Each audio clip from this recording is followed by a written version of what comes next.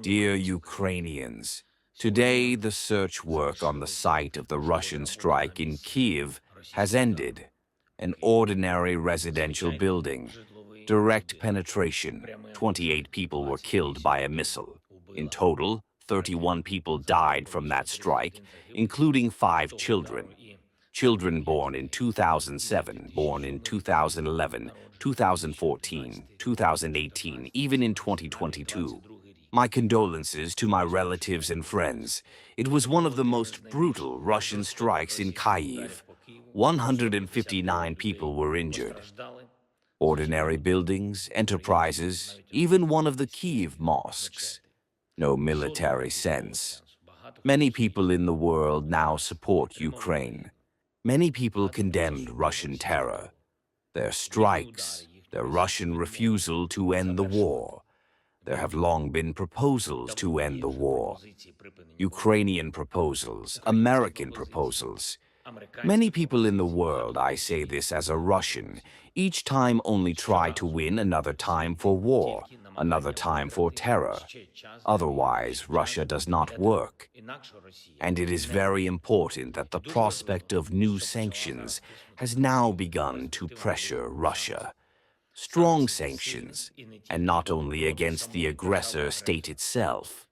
All Russian finances, every scheme that fills the Russian budget must be a target for the world. Only this will convince Moscow to really work for peace. Ukraine is grateful to the United States of America, grateful to Europe, to all our other friends in the world who want peace. Ukraine is ready to work as quickly as possible for peace. We all clearly understand what steps are needed. We understand who in Russia can make a decision. And that is why Ukraine is already proposing to move from a technical level of conversation, not to exchange statements, but to meet at the level of leaders.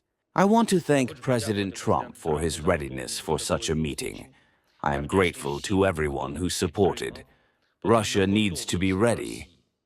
The head of the office, the secretary of the NSDC, the Minister of Foreign Affairs will continue communication with our partners on this. Today I spoke with the Prime Minister of Britain, including about such diplomatic work, about contacts with our partners.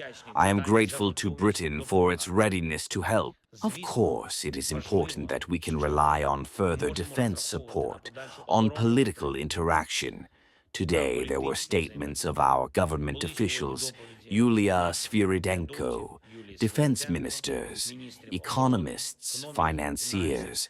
We discussed the work with our partners, the decisions that we approve, financial issues.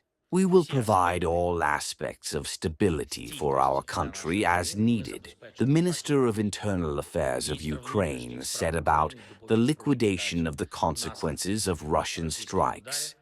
Today, he held a meeting with our people who were released from Russian captivity. There was a meeting on Monday. There were a lot of questions. Rehabilitation after captivity, guarantee of all rights, restoration of documents, social adaptation, very sensitive issues. Return of civilians from captivity. Andriy Yermak said about the decisions made by our coordination staff, decisions that are already being implemented.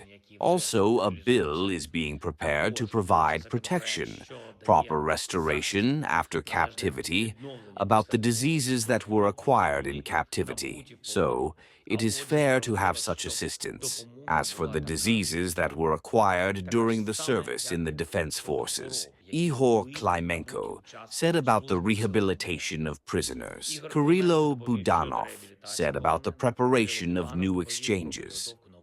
I hope that all this will succeed. We will realize all this.